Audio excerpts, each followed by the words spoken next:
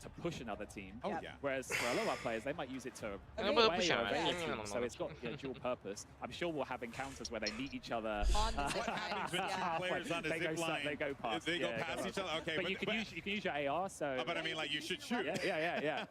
You could duel like an old British right. horse. You can do like 10 paces, turn around, zip, and then just go and try and see if you can take each other out. It's content. No, that is also really know, cool. especially over water, we saw them sort of between the higher buildings. We're going to have them across the water. I think in terms of getting across this map, can you tell us anything about this map in terms of size, sort of what to expect for folks at home who are going to maybe get a sense of it? Ya bilerek Lan. Yuh.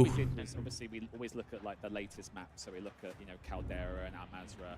So it's closer in size to Caldera, a little bit smaller than. Slightly Almazra, Ama bak güzel gözüküyor harita. O büyükmüş lan bayağı baksana. land space and mass. It should Bir şey diyeceğim Bayağı ya. büyük. And so Çok when you say benziyor, dense, aynı we yani. mean to less open Less open spaces spaces, between Ya- şey yapmışlar.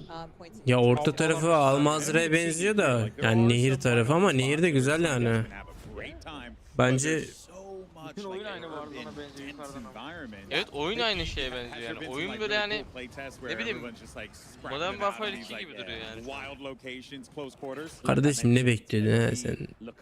Ne bekledin? Ha? Mesela Modern Abi, Warfare'de ne izlediğimizde places, but gözümüz again, şoklandı değil mi? some of those Öyle gameplay bir mechanics that we've added to Ne oğlum? improve that. Adamlar It's, büyük uh, ihtimalle train moruk line that runs zombie ise straight çok through it. ağırlık verdi Okay. ya. So you'll be in low town, Herhalde. maybe just like Bana getting öyle into geldi. Adamı niye kurtarmadı? team just comes steaming through, literally on the train, and potentially pushes the team through the POI. And Old Town and Low Town, of course, are on that Kral senin central çıkış- land Aha tren de mass. var. And here's the train. Speaking of the Speaking train, of the Tren olayı train ne that ya? stops in Old Town. yes, yeah. Ted, tell us Warzone aynı about this. Warzone. I feel like everybody Yeah. downstairs. Ama eğlenceli olur Eren.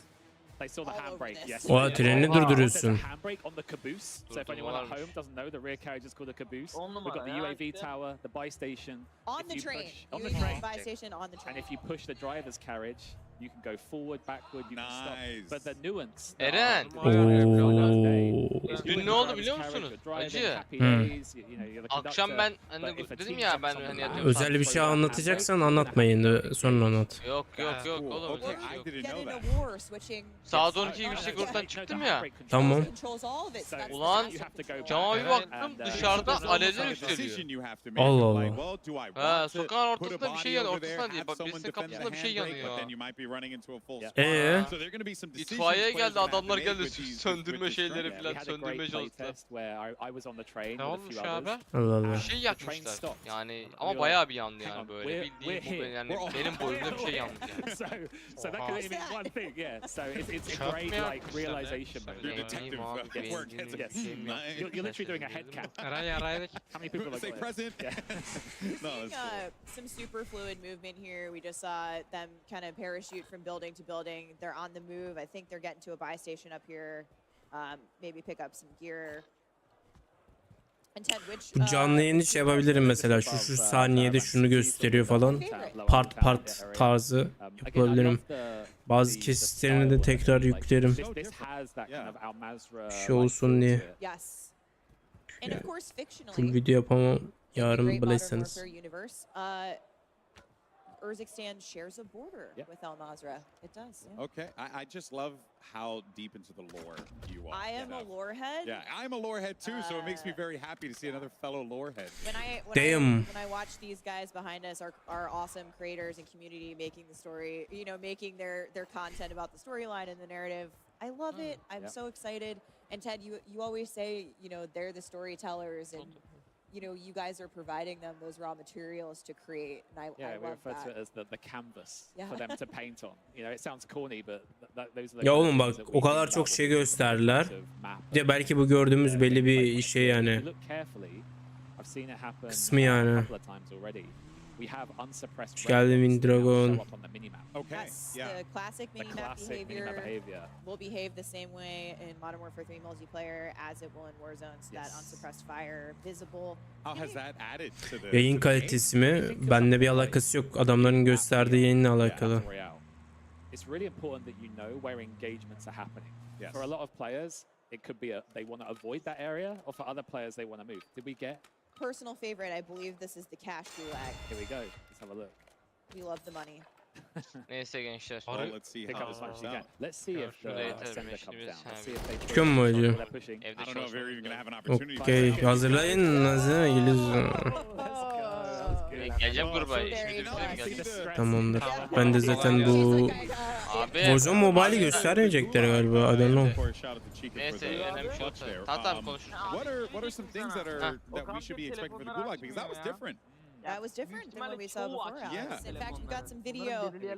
This is the OG Gulag. This is what we're going to be playing lane. most of the Yeah, time in bakarız the beraber. 3 lanes. But Ted, for the first time, there might be some Görüşürüz other abi. gulags. Kolay Yes, gelsin. so maybe Tamam. right on cue we'll see the night vision gulag. Look at that, No Stephanie. way. Night So vision this gulag is mı? something that can happen from time to time. Oh, what the It's a chance of it happening. And we have several of these, and I almost don't want to spoil too much. You talked about the cash actually one. like- Yeah, we wanna Hatta wait to Discord see. But like, sonucunda NVIDIA said that we've already arkadaşlar mentioned that you can get on it and you can get out. You can be Code shot on the Leaks way up. You can be shot from Oğlum below. bu like- şeyini paylaşacağım. Yeah, Oradan da son bilgileri We've seen some really alabilirsiniz. interesting playtests of, I remember one of our designers shared Oğlum a vallahi clip kötü oynamıyor. where İyi the other oynuyor. player had Abla jumped on the tryhard. extender. They also got on underneath, shot them on the way up, eliminated them, and then made it themselves. It's like a So- little Matrix Yes. moment there, you Yeah, know? well, You're shooting and down. again, it goes back to the storytellers. We Yeah. want our players to tell the story. Arkadaşlarını kaldırmaya Yeah, Yeah. it's Call of çalışıyor. Duty moments, right? Yeah. And we'll wait to see, you know, if we get some of those other gulags that we're talking about. But it's ultimately you bringing the, you know, implementation of the Ablam public benim be. event into the gulag mechanic. We're showing them off here Ha. today. It may not be like that at launch because we're still obviously in the Warzone Alpha build. But we've got some exciting stuff planned. And our streamers Ablam nereye are... gidiyorsun? Abla çok güzel slide cancel yapıyor ama. There's Evet. there was a tone shift when we went into Warzone in the venue. Yayı da güzel They're yapıyor having a kral. Feel the tension where everyone's like, well, here's my opportunity to pop off They came here in to front of compete. the world, in front of their creators. And it is great that these creators, you know, the passion and the time that they put into Warzone, you know, has Kaç to paraya feel kaldırıyor rewarding for bakalım? you 4000 having mi built gene? and being a part of a 3000. team that has 3000 built mi? the system. Yeah, I mean, Evet at 3000 Raven, yazıyor. İndirim yapmışlar. we have to cater to so many different player types. When you've got millions and millions and millions of people playing your game. Yeah. Bak daha temiz gözüküyorlar biliyor musun? Creators who play 10 to 12 hours a day, 7 days a week. But equally we know Mesela we have şeyde, people who jump on and suck up their buddies and just wanna have some fun. Almaz'da da çok karışık ya, böyle farklı farklı çöp kutuları, ne bileyim. Yeah.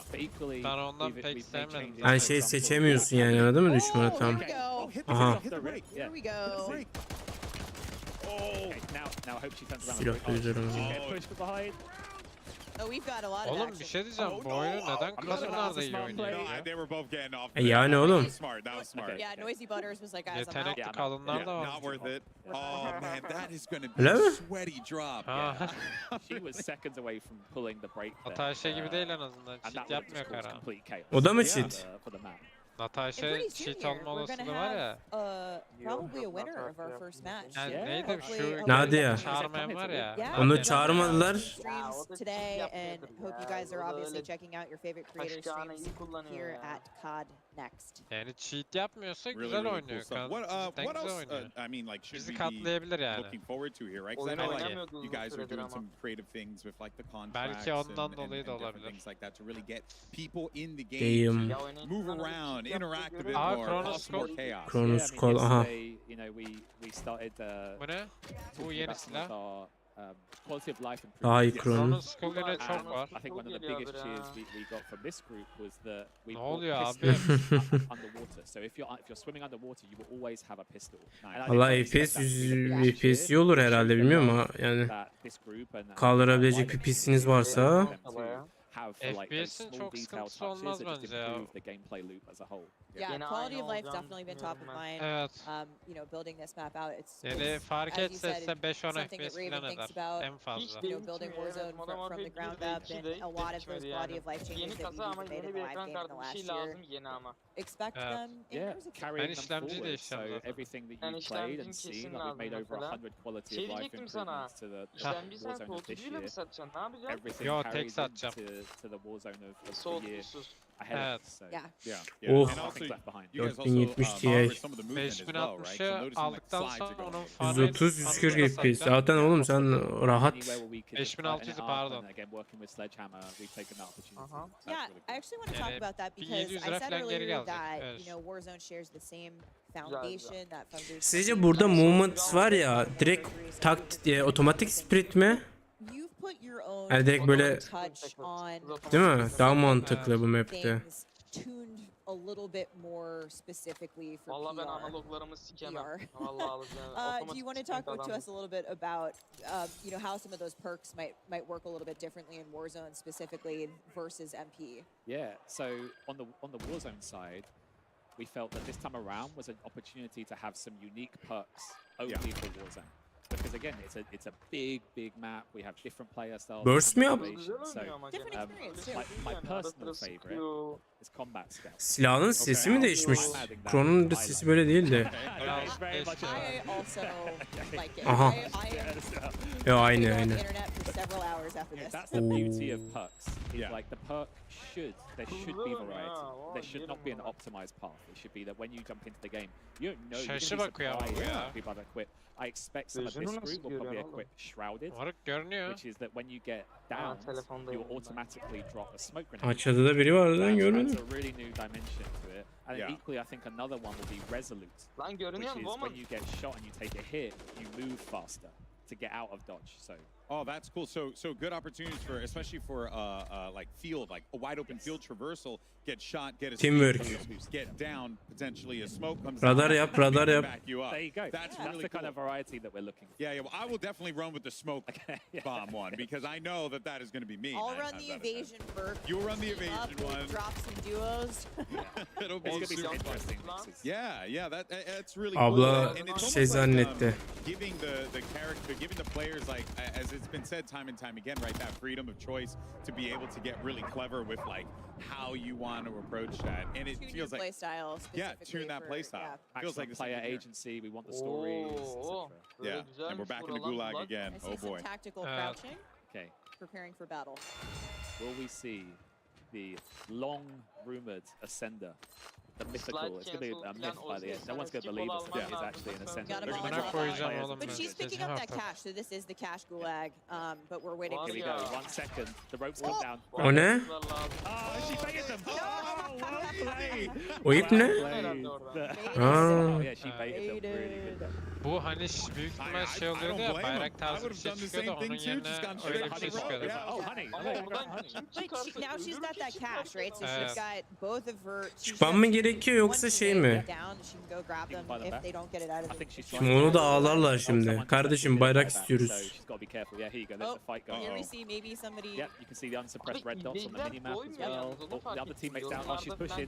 This is ambitious because she's literally. I think, does she have any help here? I don't think she does. Ya abi bir beklenti olarak ne bekliyor insanlar bilmiyorum. Piyasada şu an oyun yok bu tarz. Şu an bu tarz bir oyun yok.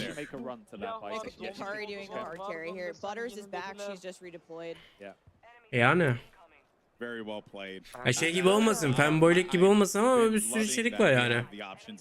İstediğin şeyi yap oynayabilirsin. O da oynayabilirsin. Boş durmuşlar diyemiyorum yani. Zombi falan geldi. Bayağı güzel oldu. Harita yepyeni. Evet. Silah çok fazla var. O çok güzel. Yes, we will see colored loot. You just saw it right there. Like she picked up the blue AR. It's one of those things that. Yani. When you think about the looting gameplay. You need to be able to quickly see like what's that weapon, what's this item. Yes. Abla hala solo mu lan? Kaldırdı mı teammate'leri ha? Birisini kaldırıp da öldü o da. Evet. That card that you can see. Ulan biz oynayacağız var ya. Kara bu sefer Modern Warfare 2'deki bir bırakmayın ama. Yo. Bu oyunu bırakacağımız sanmıyorum. Zombi falan var oyunda. Yes, they'll be there day one. We really see Ali this şu as an a ikimizde de Eren'de de bende de oyun yok abi. Şu an ikimizde de kodak yok. Got it. So something that a lot of people in this room care about that we worked super hard on in current Warzone and we think is awesome is the good old Champions Quest. We've had some amazing moments in the last year. And it's been really fun for a lot of people. Ablanın yüzü gözükmüyormuş lan ekran. Maybe breadcrumb us a little bit for what to expect with where you might take us with Champions Quest. Benim kameram ablanın yüzünü kapatıyormuş. Ay boş ver oğlum, kapasın, görünmüyor zaten normalde kirpiklerinden. 150 kişi mi olacak? Güzel soru. Oyuncu account'u ne kadar fazlaysa olur herhalde. Ama 100 bence stabil. Öyle bir server'ı nasıl kaldırırlar bilmiyorum. Yani 150 de olur.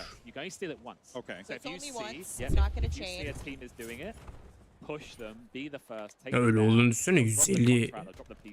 kişi. My goodness, I cannot wait. All right. And it gives people more options to get on something like Champions Quest. You know, they're not the only ones who get to enjoy it. Yeah. Ted and I are gonna squad up. We're gonna get our first time CQ win. Or potentially lose it, you know? Yeah. Oh, okay, I'm sorry. I didn't mean to put that negativity out there. I'm so sorry. Well, let's actually go ahead and check in on our TCL Power Ne Hour dedi? and see how many challenges have been completed thus far for the days. And remember, for each one completed, you have a chance to win a 65-inch TCL TV. All you got to do is enter that hashtag CODNext and hashtag TCLX. Merak etmeyin, size gönderseler bile şeyde para girecek size. Gümrükte para girecek size kazansanız bile.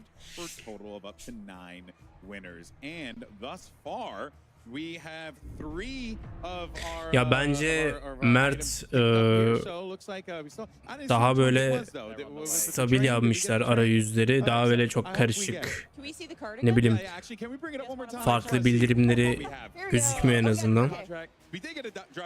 Daha sade, daha stabil gözüküyor.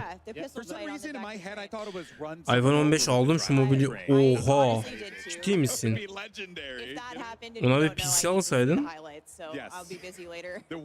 Ya zaten vardı sende. Ha, ikisini oynuyor o zaman sen. Yani isimleri karıştırdım.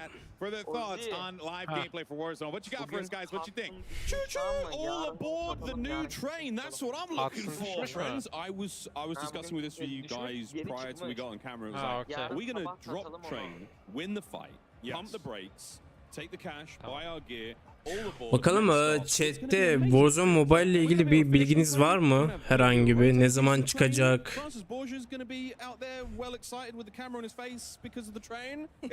Ben otelciyim hocam. Otelciyim değil, otelciyim. But I do want to say, I was hoping that it was going to be an actual like train, like you turn the train on and you run somebody over to get out. Warzone Mobile ile ilgili bir haberiniz varsa chat'e yazabilirsiniz. Çıkış tarihi veya hadi bilgi. Oğlum abla onu sana vermez. Abla vermez. Oh, that my train, my precious train. I have to give it a cool name, but yeah, really fun. I mean, like we've seen change after change when it comes to Warzone over the years. This one sort of feels again like movement's back. Everyone's super excited about that. Guns look really fun, but the increase in health. Fights feel a little longer, you know. That's the big thing, right? It's the quality of life, the presence that the game now has, and do you know what I've absolutely loved about Raven and the team up as well? Is the fact that they have not been afraid to bring things back, to bring things back that. Vallahi bakın, chatte arkadaşlara da söyleyeyim. Bir sürü yeni modlar var. Multiplayer. Multiplayer sevmiyor mu? Zombi. Zombi sevmiyor musun? Warzone. Warzone sevmiyor musun? Hikaye. Co-op modları. Göstermedikleri şeyler de var mesela. Yani Battlefield 2042'nin zaten aranızda oynayanlar varsa ne kadar kötü olduğunu biliyordur.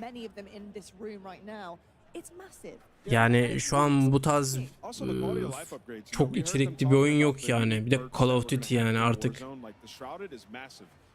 Adam akıllı da oyun çıkmıyor yani. En azından first person shooter olarak. Huge. Also, when you start to get shot, you talk about the health now, which is great having 150 health. Well, now when you get shot, you move faster. So not only do you have that extra health to survive and evade enemies, you also have the faster movement with MW3 that they're bringing, and a perk that even allows you to get faster because we know there are some Vallahi ölmedim. a bit more competitive. Oğlum maç bitmedi mi bu? Bir dakika. Aa 12 takım kaldı. You have the ability to do that, and it's all up to the player, which is great. There is one more perk which wasn't brought up by Ted, but irradiated, which has got something to do with how you interact with the gas, but more on that later. Ha ha ha. Like plenty more cool changes though. I mean, like we've seen. Series X acaba nasıl gösterir ya? Kill streaks, the Guardian being involved as well. I mean, that's something that I think Black Ops 4 players remember a little differently. This one doesn't kill you though. This just slows you down. It's like a gigantic stun grenade. Spotlight. Abla o kadar kaldırdı ki. Oyun arkadaşlar. It certainly is indeed. I just got to say that I'm so excited to see how our creators, our streamers, the community react to this, especially when you check the timeline and seeing kind of what the noise is about. And Ali, looking Sence Warzone right now and the 3 tane hoodie mi? Yani hep 3 tane alayım mı? Her bir giysiden. Yeter mi sizce? Yani her... 3 tane belki fazla olabilir. Ben galiba 4-5 tane koydum bir. Ama tekrar bakacağım. Sen evi getiriyorsun. Ben bakacağım yazılamadan önce. It's only been a couple of years it's been around, right? And I feel like it's continuously just getting better and small changes are being made for quality of life. And like you said, this does feel very reminiscent of Verdansk, but it has all the great changes like the guns, the guns on the ground. And we just saw a UI change, like the gas mask actually being on your face the entire time and you can see it on your screen. Abla I will kaç. tell you right now, I'm somebody who has really bad object 4 kişi var bak. O 2 takım. 2 takım. Eren yarın bu arada Beşiktaş'ta buluşuyoruz, haberin olsun. Şey yani Mustafa abi de gelecek. That's something that I think Miniman's been asking for, the amount of times players enter gas. A few more really nice quality changes no matter what your loadout is. You see on screen right now. If you're in the water, you have a pistol no matter what. Whatever your loadout is, whether it's 2 primary weapons or you've got a melee, whatever it may be, there is a pistol at the ready when you do go underwater. Bak bu bölgeyi sevdim ha. Bak burası çok güzel. Dude, the first time I had a circle out in the ocean in Al Mazrah, I dropped like a 12 kill spree because no one could get close. I was running around with a gulag. Skamp'ı göstermediler ya. Skamp'ta da vardı eventte. Acayip top streamer'ları göstermesi. Swag'i hiç göstermediler. Farkındaysan. Niye? Herhalde kendileri yayın açtı diye mi hani böyle? Ne bileyim, belki kural mı çiğnediler de diğerleri de mi şey Scamp. Aiden da göstermediler. Couple different strategies you could employ. Wait for the person to hop in the center and just shoot him as he tries to escape. Valla şey Pinti Panda'da var. Pinti Panda. Orada. Lan hayır, eventi için gitti. Listede vardı ama görmedim şu şeyde. Ama chatten yazdılar. Pinti Panda'da var. Gabriel canlı açtı şu an. Harbiden lan. Oynuyor lan Pinti Panda'da. Yayında mı? Evet, yayında şu an. Oynayamıyor, öyle bir durum var. Is how efficiently you can take down your opponents. And that's been so nice to see. Evet, Headshot in the... Bakayım Pinti Panda. Pinti. Biraz Pinti Panda'dan izleyelim.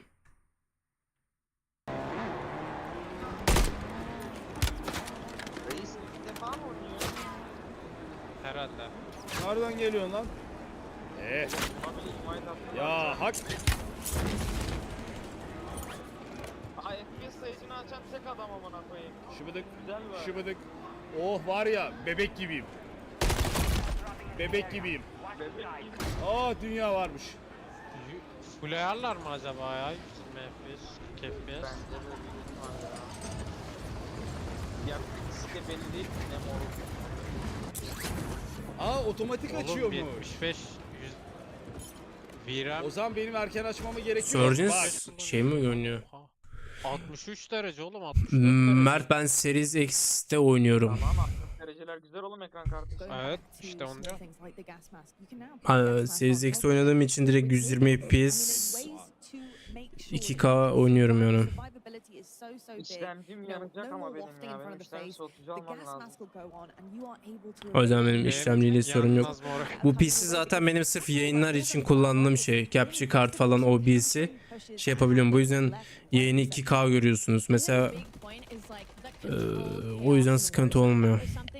really stood out to me is like it's really chaotic. You don't know where the gas is going to be, where you land changes a lot of the time. The loot that's on the ground is, you know, Bak şey dediler size, sıvı alın. very unpredictable in that sense, but there's those Soğutucu için sıvı. horizontal zip line now, like knowing about the rotations, it's those little small things that you can control.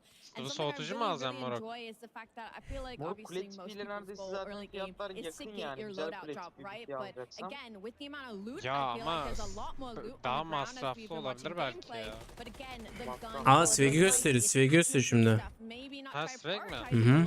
Swag ve Aiden oynuyor. Oo. stronghold or getting somewhere else on the map. Oğlum Swag Seeing iyi oynuyor. swag here with the MCR, and that's the Swag single bayağı attachment on sağlam. the Baksana weapon. oğlum adam He's been mumlara. fantastic with that thing already. A lot of players have been talking about this. We saw Shot see this clip on Twitter. Not PlayStation konusunda mı oynuyor? Evet. Talking about how auto aim feels like it's been Öyle slightly ya, o. reduced in this game. It's a little harder at certain ranges to land very, very accurate shots. That's really nice, man. I mean, that changes the way the game plays. More Black health, side harder to complete. shoot. The better you are, the better you're gonna play, essentially. Yeah, and you add that Yazı with that tipleri movement. falan değişmiş Uzi'yi sadece merak ya. ettim ha. Bakalım Obviously, nasılmış right? ha. And I think that's phenomenal. Beyler. And like you said, we're watching swag Uzi, here. These are the Uzi'si guys ya. that we're going to be learning. Uzi moruk from. çok seri ya. Fazla seri ya. What's going to be the meta? Bak güzel what oynuyor people bu are çocuk. using Daha right Bu now. arada telefondaki Warzone Mobile bedava. Bunu da söyleyeyim yani. Para da vermiyorsunuz. Sadece bir çıkış tarihini falan şu an bir şey paylaşmıyorlar. Chat'te bir bilginiz varsa yazabilirsiniz. Oğlum bu karşısındaki de iyi oynuyor lan. Aim'i bayağı iyi.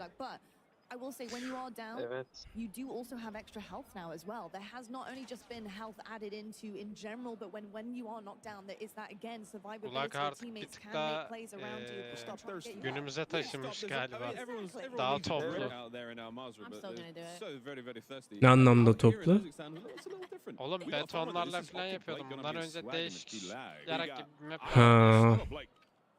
I got swag. Come on, Blake. I think I got Blake. Come on, Blake. Yok et Yeah, Swag send it, yok send out. Allah Where's the sniper? I belanı picked Blake. Sen öndesin oğlum, ben bir F5 attım. İşte ama ya Optic Blake amına You had to koyayım. deal 10 bullets, deal 250 damage there. So you're seeing like full plates when it comes to like the amount of health and lot. As you said, when you go down, I had the pleasure. Nick Merck, doğru. Timmy Tetman ve Nick Merck'ü çağırmadılar. I couldn't thirst them quickly enough. Nedenini biliyorsunuz değil mi? Change the way the game plays. I would love Ne to see olmuş? I mean, this is something Aynen. Hadi yallah yallah. Olay ne biliyor musun? İşte Nick Merck sırf düşüncesiyle ilgili bir şey paylaştı ama şey de demedi yani. Bunlar böyle şeyler falan. Hani radikal bir şey de demedi. Adam diyor saygım var ama diyor ki benim umurumda değil diyor mesela. Sonra bunun operatör bandını aldılar. Kaldırdılar. Sonra da işte sponsorluklar falan filan iptal ettiler. Aha. Oha. Güzelmiş.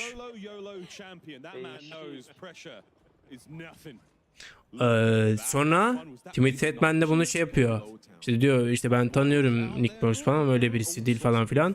O da diyor ki işte Call of Duty'ye böyle yayından seslenerek diyor ki ya benim operatörü de kaldırın. Ondan sonra onu da kaldır. Yani boş olay ya. Ama olayın haberin içeriğinde zaten Ozi anlatmıştım ya, bir tane adam eyalete gidiyor falan filan. Hani okulda protesto yapılıyor çocuklarla ilgili. Ha onunla ilgili işte. Yani, konu o kadar yılan hikayesi ki. Abi sence Verdans mı Almazya mı? Almazya tanımam, Verdans süper yani, eski OG map. Ve bakalım bu map Verdansk'ın yerine alacak mı? Önemli olan bu, bakalım sevecek miyiz? Çünkü bayağı yüksek binalar var. Bence bir hoşuma gitti. Bayağı şehir tarzı. Limanlar, askeri bölgeler. Almaz'da tamamen çöl yani. Hiç adam akıllı bir bölge yoktu. Binalar çok küçük.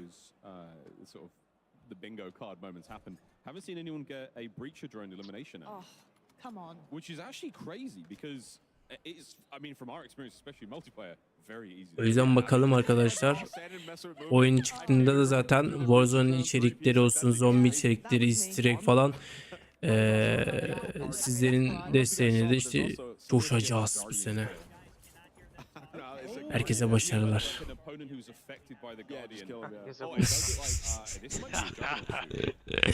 İndir elini, kırarım bu elini. Neydi? Gelme, kırarım kolunu. Ha bak son Montaigne'de oynuyor. Montaigne mi oynuyor? Bu adam da süper ya. Aa dondu. Aa. Minigun oynuyor adam. Kral biraz Aha Montaigne Aiden. ya gerçekten. Aiden de ne yaptı bu kamera nasıl bir şey işte. Setup'ı ayarlayayım derken kameranın açısı biraz şey olmuş. Yapabilirsin Aiden.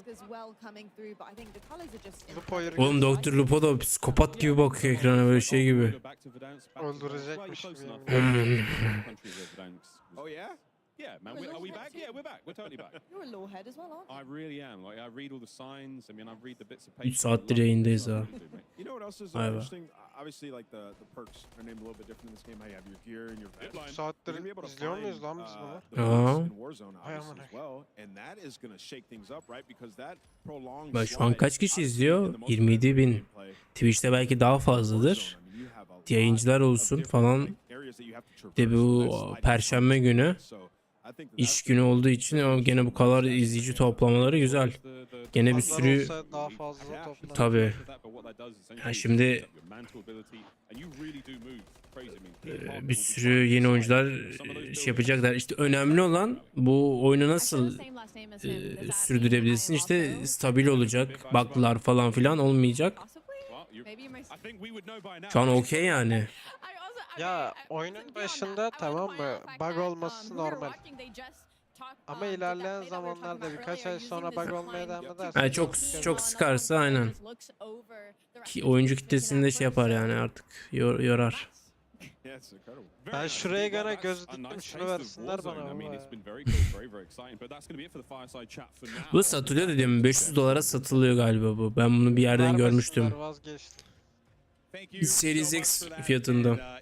Always great to hear, you know, the greatest minds in Call of Duty esports talking about a brand new Call of Duty game. 14 bin lira hala.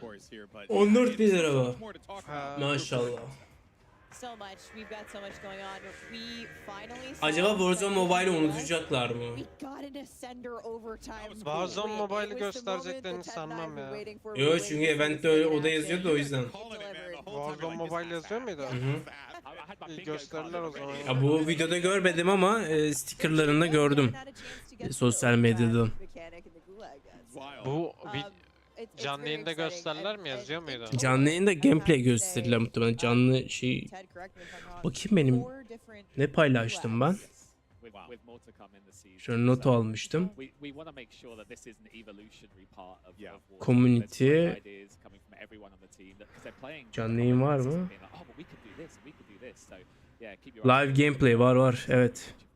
Canlı yayın verecekler. Ama ne zaman?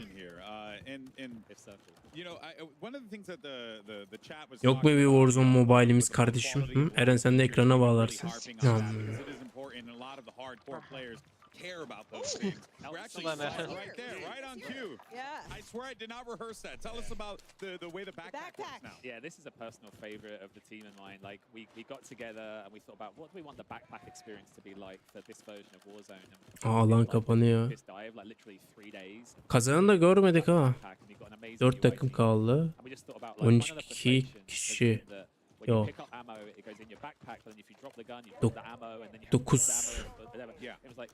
9 kişi kaldı adamlara göre.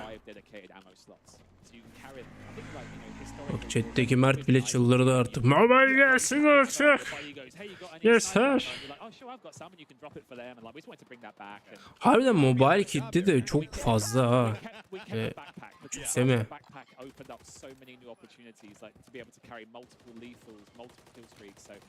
Ya çok sniper gameplay görmedim biliyor musunuz? Çok oynayan yok büyük ihtimalle.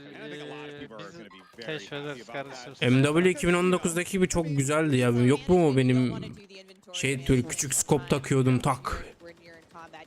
Süperdi o eskinin. Map'inde aynı şeyi yapmıştım ben. En soldaki araba yeri var ya. Haha. Arabanın üstüne çıkıp en sağdaki konteynere 360 vurmuştum amına koyayım. Oha. Evet, tepeye çıkıyorlar. Armor plate'leri maviye dönmüş. Hani ona dikkat etmemişim. Bu Warzone ya hepsini Warzone 1'e almışlar ya. Bu sefer community'yi dinlemişler yani. Oh. Aha. Uf, ooo süper. Adam direkt patlattı. Adamlar coşuyor ha. Aa sendit yapıyor valla. Dalıyorlar.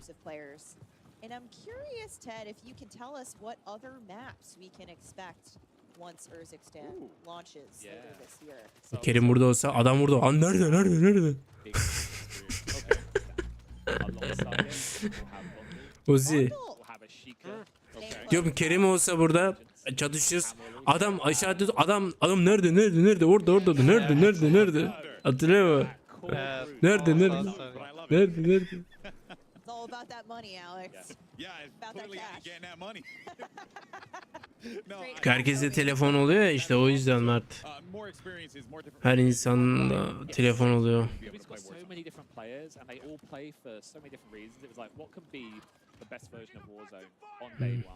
Aha öyle çıktım acaba.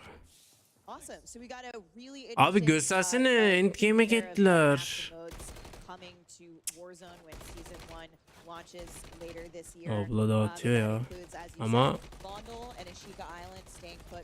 ooo ablayı gördüm. Ama abla her taraftan. Scope kullanıyor herhalde ya harbiden. İki binanın tepesinden vuruyorlar. Ooh, yeah. Ranked in Warzone. So all year long we've had a great partnership with Treyarch. I think since we launched in season 3 Reloaded, the feedback has just been incredible. It's been such a great experience to see people jump in. Valla mobile'e kadar dayanabilir miyim bilemiyorum ya. Çok yoruldum. Bundan sonra direkt göstersinler.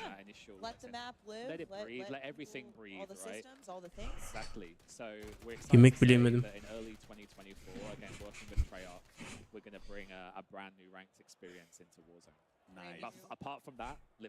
Valla arkadaşlar umarım yayını beğenmişsinizdir. Yayında fazladan bilgi paylaşmaya çalıştım en azından bildiğim kadarıyla. O yüzden bir beğeninizi alırım. Really give him more things to do in the game, right? Because you know, when you're a competitive guy, you just like to get sweaty and play some ranked games. Hit register daha iyi gözüküyor. Like when we play, it's like just that constant. Let's get to gold. Let's get to plat. Let's get to diamond. And like, just push it. I'm iridescent, so I don't have to deal with that. I'm actually top 250, but okay, yeah, we got a couple braggers. Adamda bak Black Ops 2 ceketi var ha. Etti mi? Bu adama dedim ya Black Ops'cu herhalde bu diye. Abi nasıl saklamışsa.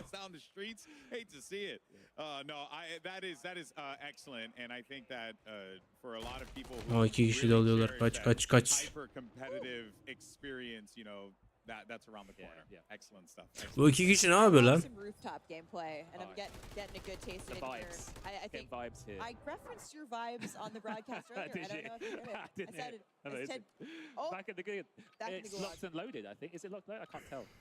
I see one attachment. Okay, it's not locked and loaded. Not locked and loaded. Sad face. It's one of my favorites. So for anyone who doesn't know, locked and loaded is you start with a fully loaded AR, fully loaded SMG, full armor. Full armor. Which is great for regame. True 1v1 Oo. Son anda. after if you win the gulag. Yes. Absolutely wild. When you win. When you win. Yeah. Okay, yes. Herkesin kulaklığı farklı mı? It be like that. That is awesome. Dikkat etmedim. But I also, you know, with so much that has been shared, I can't help but feel like Harita arayüzü şeye benziyor. Sol üstteki Warzone 1'deki Verdansk şeyine benziyor. There's always one more thing. What do we have? I am excited to ask Ted, you know, before we let you go, is there anything else we should really Warzone Mobile mi? 2024. Yeah, I mean, first of all, this is amazing. Yeah. You know, to have this opportunity and for me to 2024. speak on behalf of Raven and the whole Warzone team. And O, I've said it already, you know, our goal is to göster. make 2024 the best year of Ne bu ya? Warzone. So Yüzünü when we sat down, I göstereyim mi? thought Hadi back, it's like, göster şunu ya. how do we deliver that to our players? So I'm We're really Sizin delivering page it to them in an encrypted message. Fortune's so Keep. It's next true. year we'll be adding Fortune's Keep to the Resurgence map rotation. It's back. It's back. Fortune's Keep will return in early 2024, but that's not it, Ted. I see Feedback mi something else yazıyorlar orada, hiding ne here. yazıyor? So the best part of Harita this, by the way, muhtemelen. is no one here knows. Okay. So Rebirth Island. one more thing. Eren, If that wasn't Rebirth enough, Island. we have Rebirth Island. Wow. to satisfy 2024'te the geliyor. Island back in Call of Duty Damn. Resurgence rotation coming later Gösterdi. after Fortune's Yeah. Keep. Fortune's later Keep in the ve year, 2024. Rebirth Island Next year we'll have Fortune's 2024'te geliyor. Just following, we'll have Tamam, Rebirth Island. Warzone'da And I'd love oynarız. to just give such a big shout out to our partners and friends at Hyman Studios and Beanox, because without them, those maps would Hele not be şükür possible. komiteyi So dinlemişler be. big kudos to those guys. I am hype. I think the community is hype. We know they have been itching to have their hands on Rebirth Island. And speaking of Rebirth Island, I think we're going to hear some exciting stuff coming up next. Yeah. Warzone Mobile mi? I'm over the moon. That seems exciting. It's a mic drop. Yeah, I no, it just really can't drop is. the headset. I know That'd you be can't. weird. You can't drop the mic Does because this flip? Can I flip that? no, we still have one more thing to do. A few more things to do, but oh wow. Well, firstly, you know, I want to thank you for you. that.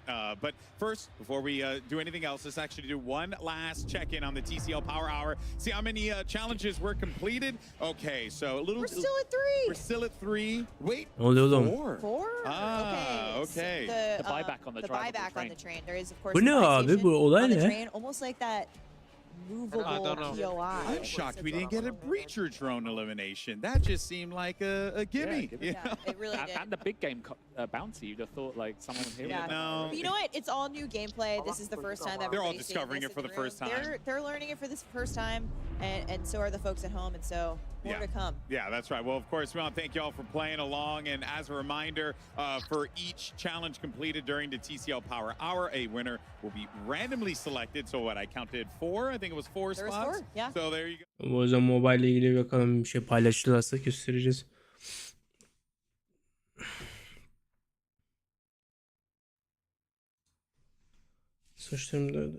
Saçlarım da oldu. Yaşlı dedelere benzedim.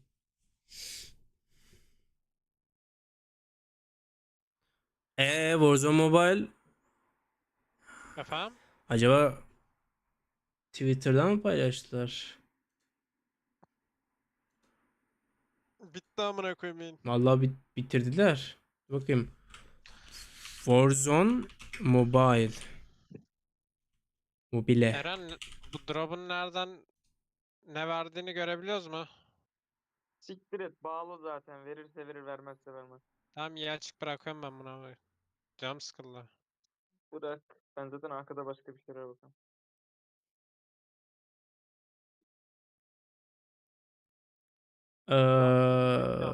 Bu amına koyayım, bakayım mı? Kim?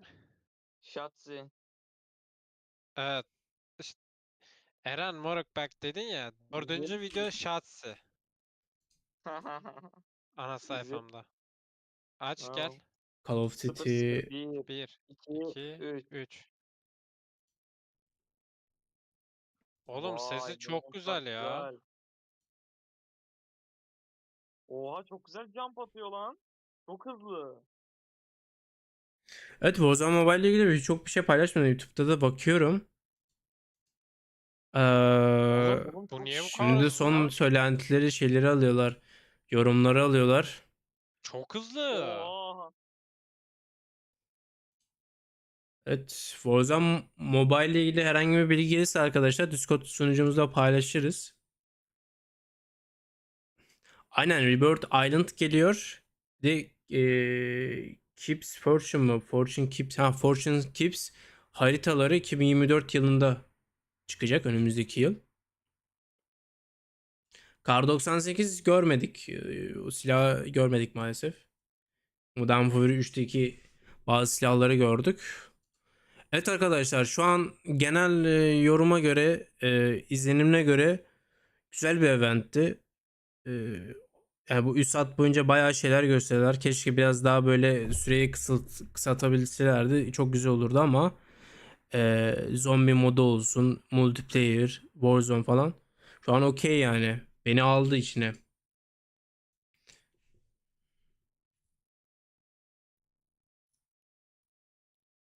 Onu bilmiyorum vallahi Mert, hangisinden kastediyorsun? Evet arkadaşlar, bayağı 3 saattir yayındayız. Buraya kadar sabrettiğiniz için teşekkürler. Dediğim gibi mobile ile ilgili bir haber geldiğinde direkt Discord sunucumuzda paylaşacağız. Ayrıca önümüzdeki hafta pazar günü Call of Duty beta ile ilgili yeni gameplayleri paylaşacağım. Bir sonraki videoda görüşmek üzere. Hepinizi görüşmek üzere. Kendinize iyi bakın. Hoşça kalın.